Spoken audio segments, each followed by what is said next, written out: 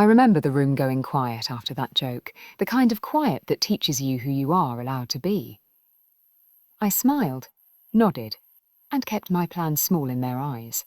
They measured worth in square footage and bloodlines. I measured time, contracts, and patience. While my sister was praised for what she was given, I learned how to earn silence and turn it into leverage. Years passed. I listened more than I spoke. I read every clause twice. I built something ordinary enough to ignore and strong enough to stand. The day she stepped inside my home, her certainty cracked without a sound. No shouting, no scenes, just recognition. They still think this story is about houses. It isn't. It's about choices made on paper and one signature they never saw coming. I grew up in a house where love was measured by comparison. Not loudly, not cruelly, just constantly. My sister, Sana, was always the example. Her grades were better, her clothes were nicer, her future was spoken about as if it were already guaranteed. Mine was discussed carefully, like a backup plan no one hoped to use. My parents weren't bad people, that's the hardest part. They were practical, proud, and deeply convinced that life followed a fixed order. Sana married early into money. Her husband worked in real estate, and within 2 years they had a house everyone talked about. 3 floors, a lawn, photos framed and shared with relatives like proof of success. Our parents' dinner conversations changed after that. They talked about property prices, neighborhoods, renovations, about what real stability looked like. And every time, without fail, the conversation curved gently in my direction. "You're independent, Beta," my mother would say, almost kindly. "You don't need all this." My father laughed once, not unkindly, but enough. Be realistic. "You'll never have a house like your sister's." Everyone smiled. I smiled too. That was my role. At the time, I was renting a small apartment near my office. 1 bedroom, thin walls, the kind of place you don't invite family to. I worked long hours in compliance for a mid-sized firm, contracts, audits, paperwork people didn't notice unless something went wrong. It wasn't impressive work, but it was precise, quiet, safe. My days were simple: commute, work, groceries on the way home. I kept my life tidy because chaos had always belonged to someone else. Sana visited occasionally, always late, always talking about upgrades and plans. She never asked about my work. She didn't need to. Sometimes she'd say, "You're lucky." Less responsibility. As if responsibility was something that happened to you by accident. The imbalance wasn't just money. It was attention. When Sana spoke, my parents leaned in. When I spoke, they nodded while thinking of something else. I learned early not to compete. Competing requires an audience. Still, there were moments that stayed with me, like the day my father asked me to help review a document for Sana's husband. Something about a purchase agreement.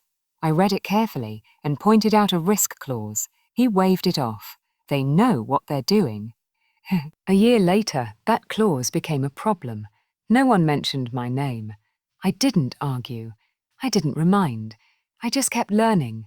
At night, I studied things that didn't interest me emotionally but made sense logically: ownership structures, liability, timing. I asked questions at work that made people pause.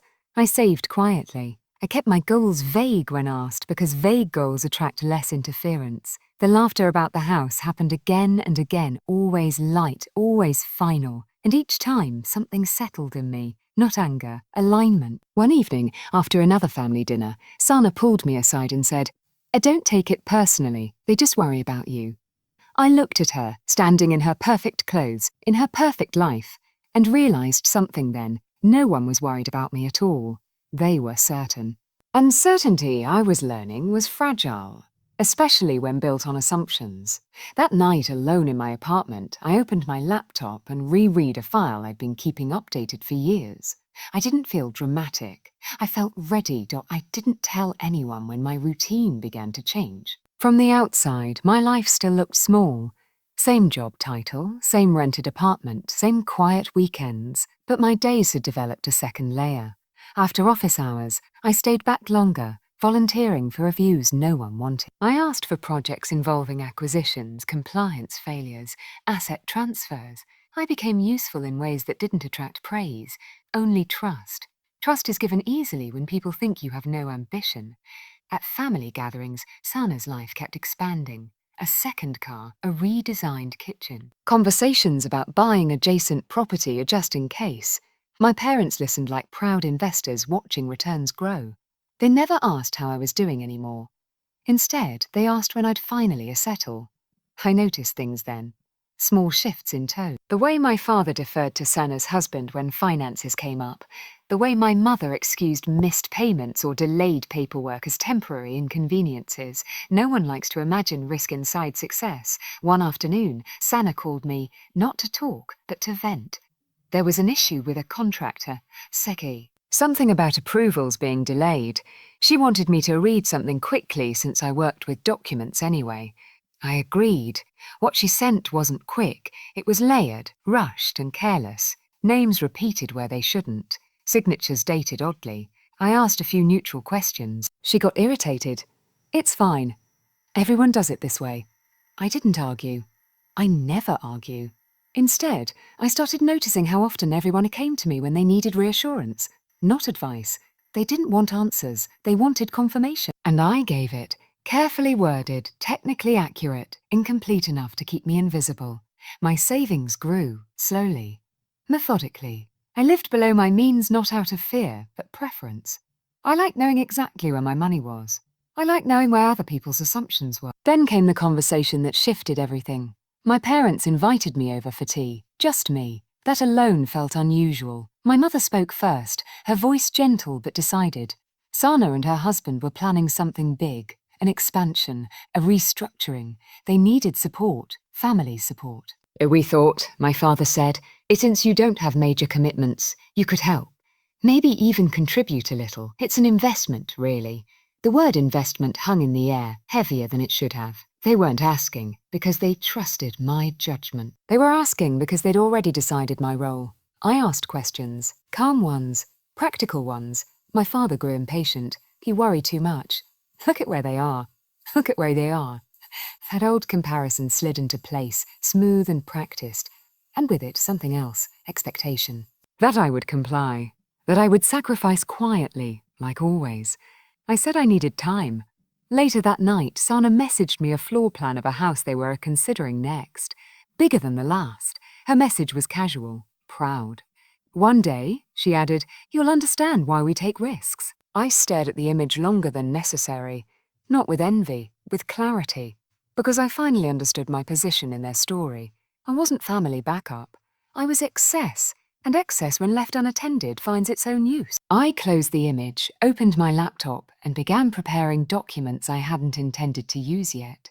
The timing wasn't perfect, but timing, I'd learned, was something you could create. Things moved quickly after that, but only on the surface. Outwardly, I agreed to help. Not with money at first, just oversight. A paperwork, a coordination.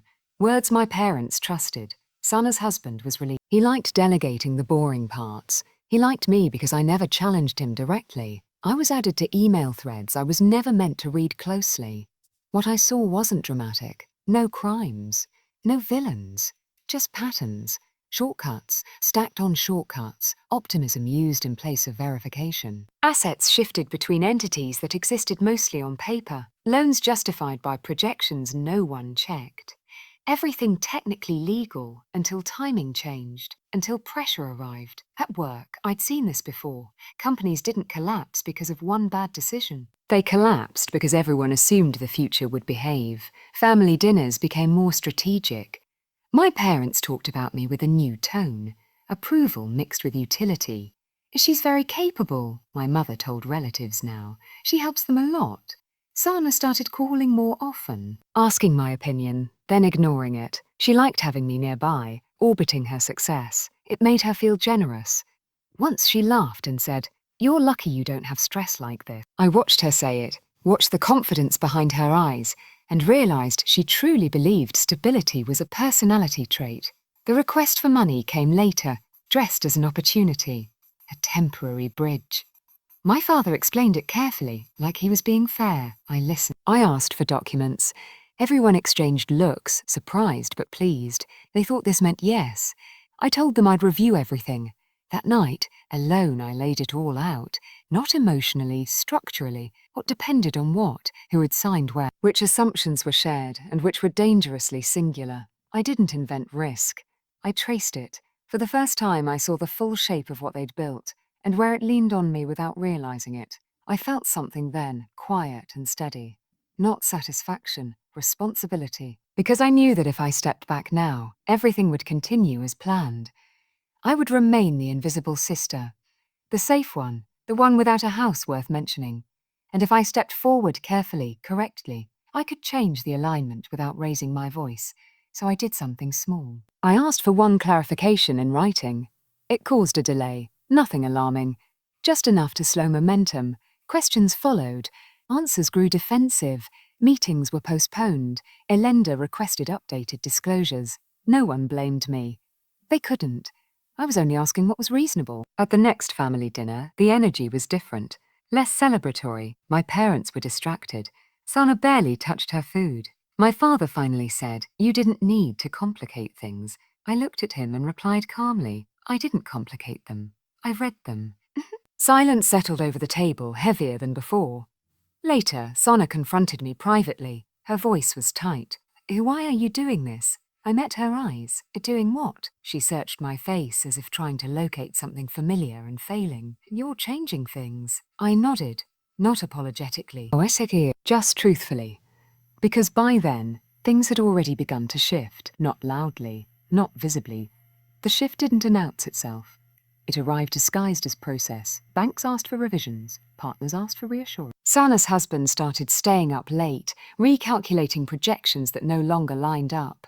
Each delay tightened the structure they'd built, pulling stress to the surface like cracks after an earthquake. My parents stopped calling me helpful and started calling me difficult, never to my face. To my face, they were careful now. Polite, uncertain. It was new territory for all of us. I remained calm. I responded to emails on time. I documented everything. I never accused, never warned. I let the systems do what systems always do when exposed to daylight. The investment didn't collapse. That would have been dramatic. It adjusted. Terms changed. Ownership redistributed. Risk was reallocated to where it legally belonged. And quietly my roles shifted from optional support to necessary consent. The money they'd assumed I would contribute, it stayed with me, protected, structured, directed elsewhere. During this time, I moved. Not suddenly, not as a statement. I bought a house through channels no one in my family followed closely. Modest from the outside, solid underneath, clean ownership, no leverage tied to anyone else's decisions. I didn't invite them right away. When Sana finally asked to see it, her tone was casual, almost indulgent. As if this were a curiosity, not a recalibration. My parents came too. They stood in the entryway longer than necessary, absorbing the space, the quiet, the unmistakable permanence. No one laughed. My father walked through each room slowly. My mother touched the counters, the windows, the walls. Sana said very little. She looked at the documents on the table. Nothing flashy, just orderly, and I saw the moment it landed. This wasn't luck. This wasn't rebellion. This was planning. "You didn't tell us," my mother said finally. I met her eyes. "You never asked." That was the truest sentence I'd ever spoken in that house. They didn't apologize. People rarely do when certainty breaks. Instead, they recalculated me, reframed my past in a way that made sense to them. "She was always smart," my father said later, to a relative on the phone. I didn't correct him. Sana and I don't talk much now. Not because of anger, because of distance. Some gaps aren't emotional. They're structural. As for the laughter about the house, it stopped completely. Not replaced by praise, just absence. And that was enough, because I never wanted their approval. I wanted control over my own foundation. I wanted my life to be built somewhere no one else could lean without permission. They still think this story is about property. But every time I lock my door at night, in a house that exists because I chose patience over protest, I know better. It was never about having more than my sister. It was about no longer being the space everyone assumed was empty.